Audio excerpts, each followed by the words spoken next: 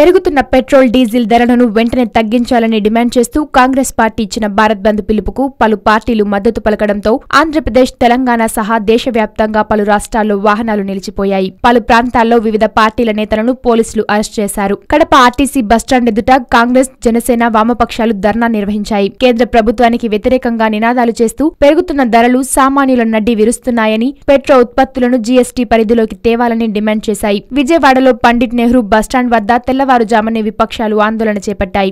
RTC సంఘాలు సైతం బంద్కు మద్దతు తెలపడంతో వందలాది బస్సులు డిపోలకే పరిమితమయ్యాయి. తిరుపతిలో శ్రీవారి భక్తులను తిరుమలకు చేరవేసే బస్సులు మినహా మరేవీ నడవడం లేదు. విశాఖ, గుంటూరు, నెల్లూరు, ఏలూరు, కరీంనగర్, వరంగల్, నిజామాబాద్, మెదక్, నల్గొండ తదితర ప్రాంతాల్లోనూ బంద్ ప్రభావం కనిపిస్తోంది. తణుకు, ఏలూరు, కడప తదితర ప్రాంతాల్లో ఆందోళన చేస్తున్న పలువురిని పోలీసులు అరెస్ట్ చేశారు. విశాఖలో కాంగ్రెస్, జనసేన, వామపక్ష కార్యకర్తలు జాతీయ రహదారిని దిగ్బంధించారు. దీంతో పెద్ద సంఖ్యలో వాహనాలు నిలిచిపోయాయి. శ్రీకాకుళం జిల్లా పాలకొండ, పలాస, టెక్కలి ప్రాంతాల్లో సినిమా హాల్స్ సైతం మూతపడ్డాయి. అన్ని బస్సు డిపోల వద్ద పోలీసులు భారీ సంఖ్యలో మోహరించి భద్రతా ఏర్పాట్లు కట్టదిట్టం చేశారు. అచ్చంపేట డిపో ఎదుట మాజీ ఎమ్మెల్యే వంశీకృష్ణ ఆధ్వర్యంలో ధర్నా నిర్వహిస్తుండగా పోలీసులు అరెస్ట్ చేశారు. ఖమ్మం, భద్రాద్రి, కొత్తగూడెం జిల్లాలపై బంద్ ప్రభావం అధికంగా కనిపిస్తోంది. కరీంనగర్ బస్టాండ్ ఎదుట ఆందోళన చేస్తున్న కాంగ్రెస్ నేతలు పొన్నం ప్రభాకర్, శ్రీనివాసులను పోలీసులు అదుపులోకి తీసుకున్నారు. కాగా కాంగ్రెస్ పార్టీ అధికారంలో ఉన్న కర్ణాటకలో బంద్ సంపూర్ణంగా సాగుతోంది. ఈ బంద్కు అధికార జేడీఎస్ కూడా మద్దతివ్వడంతో బస్సులన్నీ డిపోలకే పరిమితమయ్యాయి.